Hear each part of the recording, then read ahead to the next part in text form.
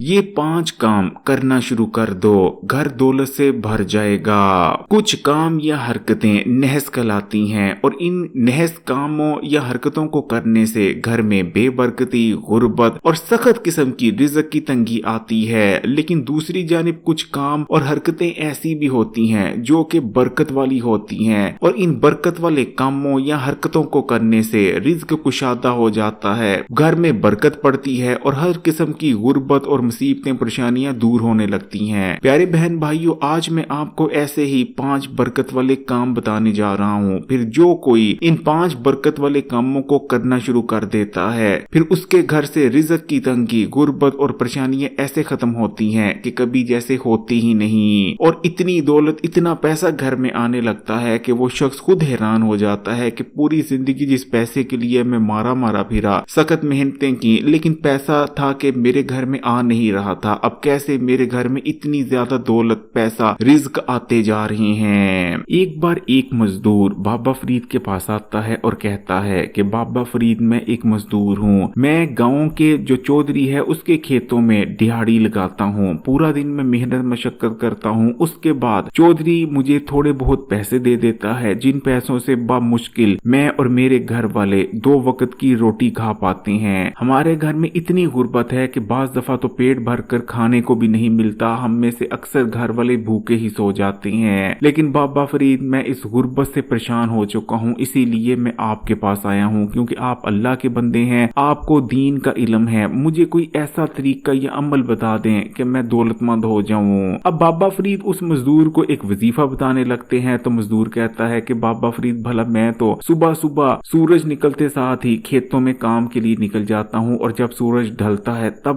گھر میں واپس آتا ہوں، پورا دن میں نے اتنی محنت مشقت کی ہوتی ہے کہ گھر آنے کے بعد، روٹی کھانے کے بعد مجھے اپنا بھی ہوش نہیں رہتا کہ میں کہاں ہوں، زندہ ہوں بھی کہ نہیں ہوں، تو میں کوئی وظیفہ بھلا کیسے کر سکتا ہوں۔ یہ سن کر بابا فرید کہتے ہیں کہ اب میں تمہیں 5 کام بتاتا ہوں، ان 5 کاموں کو کرنا شروع کر دو۔ یہ 5 کام اتنے برکت والے ہیں کہ پھر جس گھر میں ایک شخص بھی، ایک گھر والا بھی ان 5 کاموں کو کرتا ہے تو پھر اس گھر سے دولت کبھی نہیں ختم ہوتی، رزق، دولت، پیسہ اس گھر میں ایسے آتے ہیں جیسے موسلادھار بارش برستی ہے، پھر اس گھر میں کبھی رزق کی تنگی نام کی چیز باقی نہیں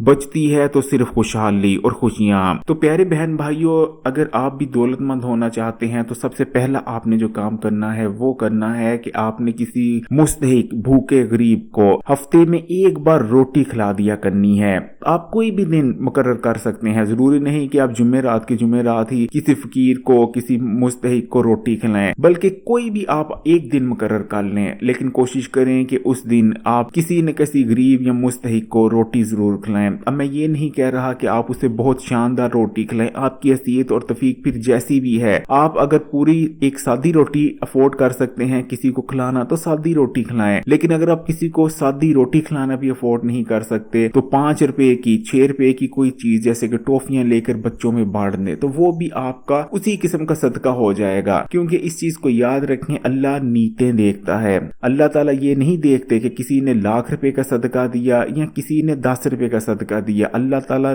دینے والے کی نیت دیکھتے ہیں۔ جو شخص ₹1,00,000 کا صدقہ دے رہا ہے، اگر وہ دنیا کو دکھانے کے لیے دے رہا ہے کہ میں بہت زیادہ ڈونیشن دیتا ہوں، بہت زیادہ صدقہ زکات دیتا ہوں، تو یقین مانے اس کے ₹1,00,000 کا صدقہ بھی اس کے حق میں کوئی فائدہ نہیں کرے گا، لیکن اگر ایک غریب محتاج 1 روپیہ بھی اپنے دل سے صدقہ کرتا ہے تو اس کا 1 روپیہ امیر آدمی کے 1,00,000 پر بھاری ہوگا۔ آپ چاہے حج پر بھی کیوں نہ چلے جائیں، اگر آپ دکھاوے کے لیے حج کریں گے تو آپ کا حج بھی قبول نہیں ہوگا۔ تو پہلا کام آپ نے کرنا ہے کہ ہفتے میں ایک بار اپنی حیثیت اور توفیق کے مطابق کسی غریب، کسی محتاج کو کچھ نہ کچھ کھلانا، کوشش کریں کہ اگر روٹی کھلا دیں، اس کی بھوک مٹا دیں تو یہ سب سے اچھی بات ہے، کیونکہ بھوکے پیٹ سے جو دعا نکلتی ہے وہ 7 آسمان پار کر کر ضرور قبول ہوتی ہے۔ آپ نے جو دوسرا کام کرنا ہے کہ آپ نے دن میں ایک بار ملائکہ کی تسبیح کو پڑھ لیا کرنا ہے، جس کو پڑھنے میں بہت ہی کم وقت لگتا ہے۔ پیارے بہن بھائیوں، ملائکہ کی تسبیح اس وقت آپ کی سکرین پر بھی آ رہی ہے، سبحان اللہ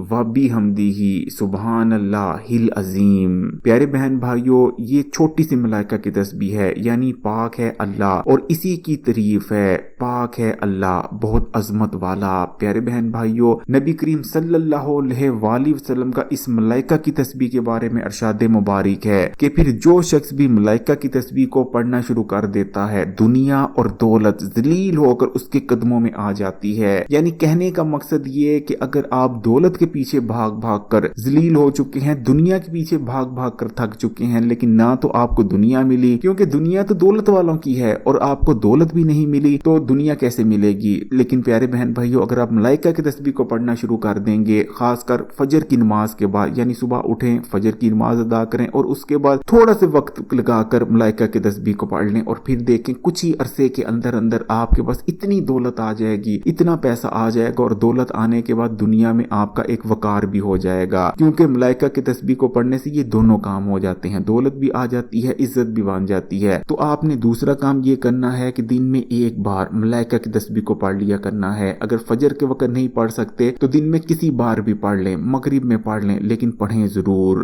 اللہ کی بات زیادہ سے زیادہ لوگ سنیں، اس لیے اس ویڈیو کو لائک کر دیں۔ آپ نے جو تیسرا کام کرنا ہے وہ ہے سونے سے پہلے استغفار کرنا۔ آپ نے دن بھر میں جتنے بھی گناہ کیے ہیں ان گناہوں کے لیے اللہ تعالیٰ سے معافی مانگنا۔ پیارے بہن بھائیوں، پھر چاہے آپ 3 بار پڑھیں، 33 بار پڑھیں یا جتنی بار مرضی پڑھیں، لیکن آپ نے سونے سے پہلے استغفر اللہ کا ورد ضرور کرنا ہے، کیونکہ جب بھی کوئی شخص استغفر اللہ کا ورد کرتا ہے، اپنے کیے گئے گناہوں پر شرمندگی ظاہر کرتا ہے، اپنے گناہوں پر اللہ تعالیٰ سے معافی مانگتا ہے، تو انشاءاللہ تعالیٰ گناہ بھی بخشے جاتے ہیں، اور ان گناہوں کی وجہ سے جو ہمارے رزق رکنا ہوتا ہے، جو ہمارے سامنے پریشانیاں آنی ہوتی ہیں، بیماریاں آنی ہوتی ہیں، وہ بھی ٹل جاتی ہیں۔ اس لیے سونے سے پہلے استغفار کیا کریں۔ سونے سے پہلے استغفار کرنے سے نہ صرف دن بھر کے گناہ معاف ہو جاتے ہیں، بلکہ اس چیز کو یاد رکھیں کہ جب ہم سوتے ہیں اور صبح فجر کے وقت اٹھتے ہیں، یا اگر آپ نہ بھی اٹھیں تو فجر کے وقت یا اس عرصے کے دوران ہی رزق تقسیم کرنے والے فرشتے آپ کے گھر پہ آ کر آپ کو رزق دے کر جاتے ہیں۔ اور اکثر ایسا ہوتا ہے کہ رحمت کے فرشتے ہمارے گھر میں صرف اس لیے داخل نہیں ہو پاتے کہ ہمارے گناہ بہت زیادہ ہوتے ہیں، لیکن پھر جب جو شخص استغفار کر کر سوتا ہے، معافی مانگ کر سوتا ہے اللہ تعالیٰ سے، تو انشاءاللہ تعالیٰ رحمت اور رزق کے فرشتے اس کا رزق اس تک پہنچا جاتے ہیں انشاءاللہ۔ تو پیارے بہن بھائی، تیسرے نمبر پر آپ نے استغفار کر لیا کرنا ہے سونے سے پہلے۔ کوشش کریں کہ پورا دن اگر آپ کو اٹھتے بیٹھتے جب بھی وقت ملے تو استغفار کا ویسے بھی ورد کر لینا چاہیے، یہ رزق بڑھاتا ہے۔ آپ نے جو چوتھا کام کرنا ہے کہ جب بھی آپ نے کھانا کھانا ہے تو بسم اللہ پڑھ کر شروع کرنا ہے، اور کھانا کھانے کے بعد اللہ تعالیٰ کا شکر ضرور ادا کرنا ہے، پھر چاہے کھانے میں جو چیز ہے وہ آپ کو پسند تھی یا نہیں تھی۔ اور اس کے ساتھ ساتھ دسترخوان پر آپ کا جو کھانا گر جاتا ہے، روٹی کے ٹکڑے جو گر جاتے ہیں یا چاول کے دانے جو گر جاتے ہیں، اس رزق کو کوشش کریں کہ اٹھا کر کھا لیں اگر دسترخوان پاک صاف ہے۔ لیکن اگر اٹھا کر نہیں کھا سکتے تو اسے کوڑے میں مت پھینکیں، بلکہ اس تمام رزق کو اکٹھا کریں، یا تو اس تمام گرے ہوئے رزق کو پرندوں کو ڈال دیں، یا پھر آپ حشرات جو کیڑے مکوڑے ہوتے ہیں ان کے لیے بھی کسی جگہ پر رکھ سکتے ہیں، لیکن کبھی بھی آپ نے اس رزق کو کوڑے میں نہیں پھینکنا، کیونکہ پہلی چیز کہ بسم اللہ پڑھے بنا کھانا شروع کرنا اور کھانا کھانے کے بعد اللہ تعالیٰ کا شکر گزاری نہ کرنا، یہ بھی بہت بڑی ناشکری میں آتا ہے، اور اس سے بھی رزق ہمارا کم ہوتا چلا جاتا ہے، اور رزق کو گرانا یہ بھی رزق کی بے ادبی ہے۔ اس چیز کو یاد رکھیں کہ پھر جو شخص رزق کی عزت نہیں کرتا، رزق بھی اس کے گھر نہیں آتا۔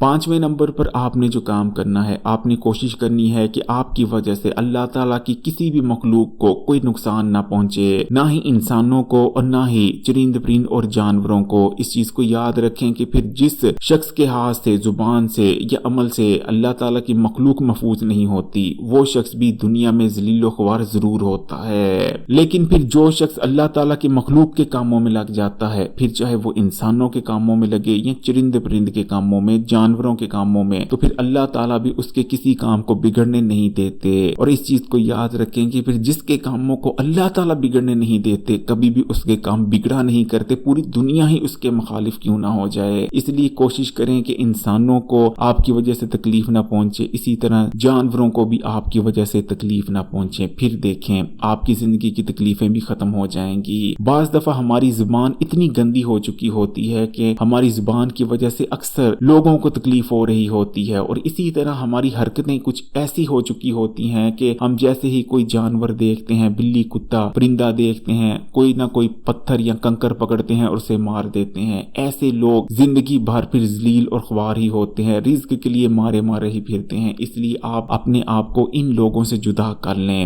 اور اللہ کے مخلوق کی خدمت میں لگ جائیں، پھر دیکھیں آپ کے تمام کام بن جائیں जाएंगे, आपको वहां से रिस्क आने लगेगा जहां से आपने सोचा भी नहीं होगा। वीडियो को लाइक कर दें, कमेंट्स में माशाअल्लाह सुभान अल्लाह भी जरूर लिखिएगा और मजीद वीडियोस के लिए इस्लामी बात यूट्यूब चैनल को सब्सक्राइब कर घंटी के आइकॉन को दबा दें। जज़ाकल्लाह।